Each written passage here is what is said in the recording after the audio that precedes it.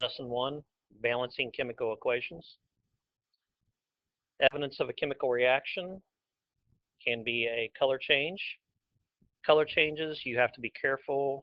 Sometimes it could be just a mixture of colors, or you could have an actual color change. This is a matter of interpretation. Not all color changes are signs of a chemical reaction.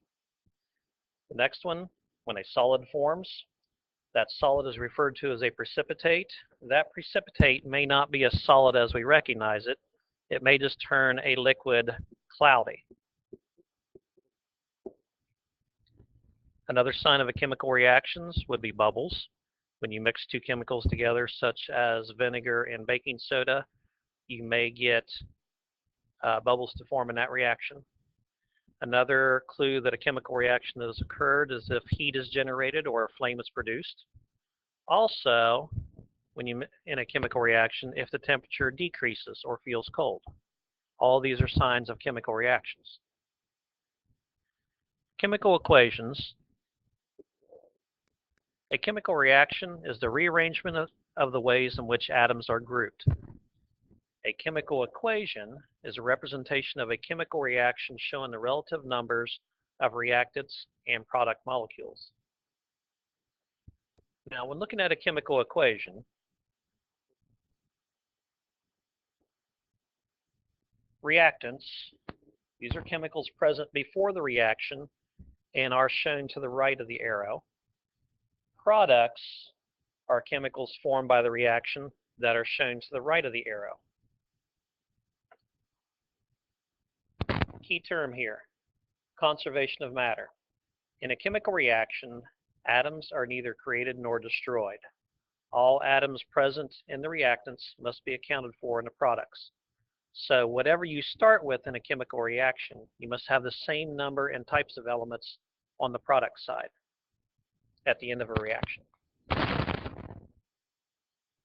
Now, with chemical equations, we have to balance chemical equation using what are called coefficients. So coefficients are used to balance the equation. Coefficients must be whole numbers, and they occur in front of the formula. We do not use the number 1 as a coefficient. Rules for balancing chemical equations. First rule is to list each element under the arrow. Rule number 2, when balancing a chemical equation, we normally start with oxygen. Oxygen is used in a lot of different compounds, and typically oxygen will show up as an odd number. If oxygen is balanced or not present, then we start with hydrogen. Hydrogen is another element that is used very often in lots of different formulas. If oxygen or hydrogen cannot be used, or they're already balanced, you're going to start with the element that has an odd number other than 1, such as 3, 5, or 7. Now, rule number 1, write the element symbol for each element on the reactant side under the arrow in the order that they appear. So we're going to list these. Here we have hydrogen, oxygen, and then we have H2O. So on the reactant side, we list hydrogen, then oxygen. And we're going to count the numbers of each type of atom on each side. Here I have 2 hydrogen, and here I have 2 oxygen. On the reactant side, I have 2 hydrogen and 1 oxygen. Now, as you can see, I have more oxygen on the reactant side than I have on the product side. So we're going to use coefficients to balance this equation. Now, I have 2 oxygen on the reactant side. I need 2 oxygen on the product side. So I'm going to multiply by 2 using the coefficient. The coefficient appears in front of the formula and multiplies everything in the formula by 2. So 2 times 2 hydrogen is 4. 2 times 1 oxygen is 2.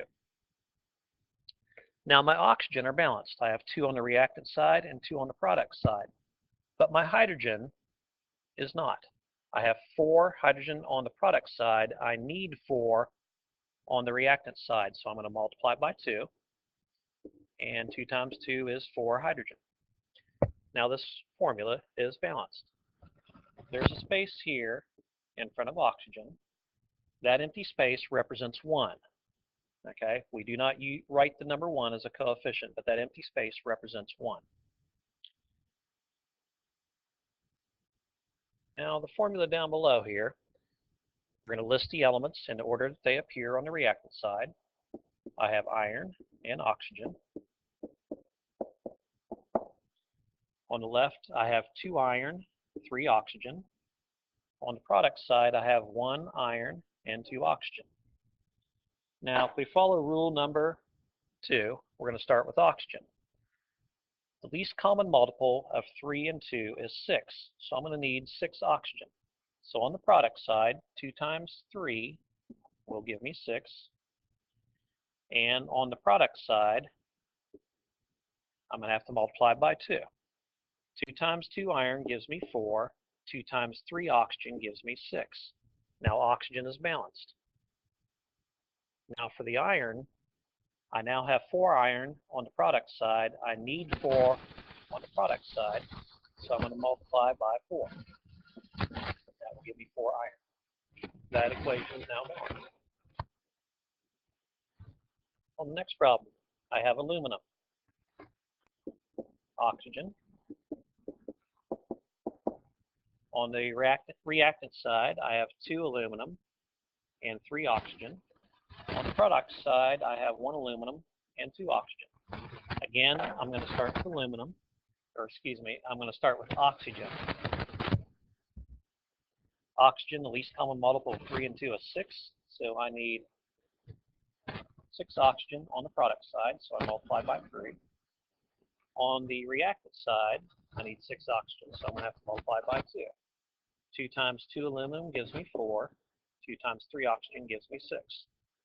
All right, my oxygen is now balanced, but my aluminum is not. I have 4 on the reactant side. I need 4 on the product side, so I'm going to multiply by 4. And that equation is now balanced. If we drop down to the next equation, this one, I have copper and oxygen. On the reactant side, I have 2 copper and 1 oxygen. On the product side, I have 1 copper and 2 oxygen. Again, I'm going to start with oxygen. I have 2 oxygen on the product side. I need 2 on the reactant side, so I'm going to multiply by 2. This goes in front of the formula. And 2 times 2 copper gives me 4. 2 times 1 oxygen gives me 2. My oxygen is now balanced, but my copper is not. I have 4 copper on the reactant side. I need 4 on the product side, so I multiply by 4. That equation is now balanced. Space in front of O2 gas remains empty because that represents 1. On this equation, we have lead, oxygen, and carbon. I have 1 lead, 1 oxygen, 1 carbon. On the product side, I have 1 lead, 1 carbon, 2 oxygen. So I will be starting with oxygen again. I have 2 oxygen on the product side. I only have 1 on the reactant side, so I'm going to multiply by 2. 2 times 1 lead is 2. 2 times 1 oxygen is 2.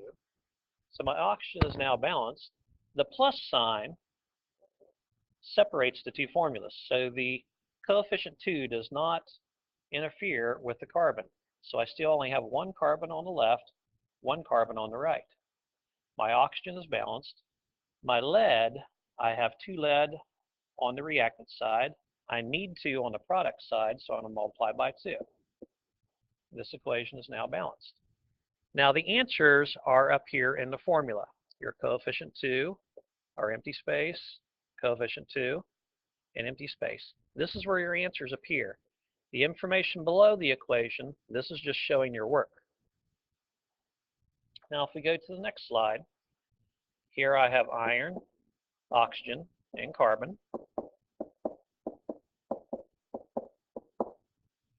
I have 2 iron, 3 oxygen, and 1 carbon. On the right, I have 1 iron, 1 carbon, 2 oxygen. Again, I will start with oxygen. The least common multiple of 3 and 2 is 6. So I need 6 oxygen on the product side, so I'm going to multiply by 3. That gives me 3 carbon and 6 oxygen. On the reactant side, I need 6 oxygen, so I'm going to multiply 3 by 2. 2 times 2 iron is 4. 2 times 3 oxygen is 6. And my carbon is not balanced. I have 3 carbon on the product side. I need 3 on the reactant side, so I'm going to multiply by 3. That gives me 3 carbon. I have 6 oxygen. Iron, I have 4 iron on the reactant side. I need 4 on the product side, so I'm going to multiply by 4. And that equation is now balanced. The last 2 equations, I have lead, oxygen, hydrogen, and chlorine.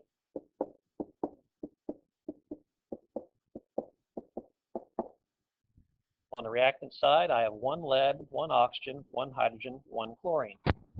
On the product side, I have 1 lead, 2 chlorine, 2 hydrogen, 1 oxygen. Now, oxygen is already balanced, so I cannot start with oxygen. So I'm going to take rule number 2, and I'm going to go to hydrogen. I have 2 hydrogen on the product side. I need 2 on the reactant side, so I'm going to multiply by 2. That gives me 2 hydrogen and 2 chlorine. This equation is balanced.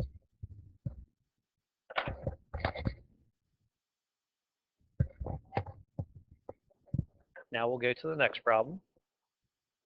I have iron, oxygen, hydrogen, and chlorine.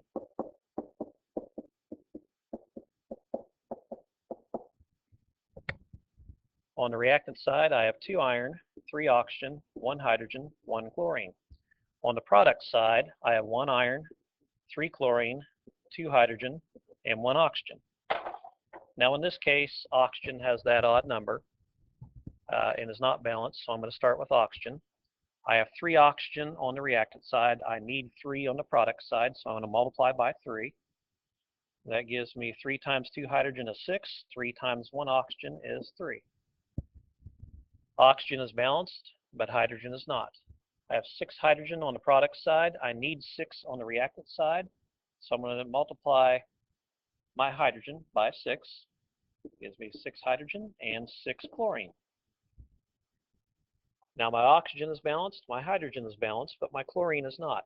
I have 6 chlorine on the reactant side. I need 6 on the product side, so I'm going to multiply by 2. When I do, this gives me 2 times 1 iron is 2. 2 times 3 chlorine is 6. And we now have a balanced equation. This is where lesson 1 will stop. I need you to answer questions 1 through 5 on the worksheet given to you.